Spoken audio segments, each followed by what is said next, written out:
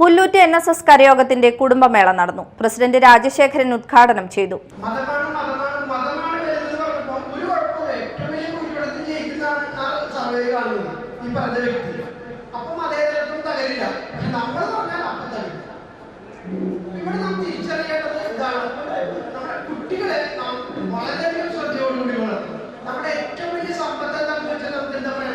നമ്മുടെ രാജ്യത്ത് ബാങ്ക് ബാലൻസോ അല്ലെങ്കിൽ സ്വത്തോ അല്ല, നമ്മുടെ മക്കളാണ് നമ്മുടെ ഏറ്റവും വലിയ സമ്പത്ത്. നമ്മുടെ മക്കൾ നമ്മുടെ ഒപ്പം ഉണ്ടാവണമെങ്കിൽ അവർക്ക് വേണ്ട വിദ്യാഭ്യാസത്തിനോടൊപ്പം നാം കൊടുക്കേണ്ട കുറച്ച് കാര്യങ്ങൾ കൂടിയുണ്ട്.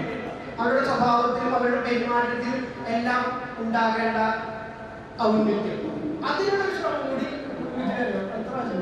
നടക്കുമെന്നുള്ള പ്രതീക്ഷയോടുകൂടി എന്തായാലും കൂടുതൽ പറയുന്നില്ല. 11 മോഹനാണ്. അപ്പോ എന്തായാലും ഈ ഒരു പരിപാടിയിൽ പങ്കെടുക്കാൻ ഇന്ന് മറ്റൊരു പരിപാടി ഞാൻ ഏറ്റതാണ്.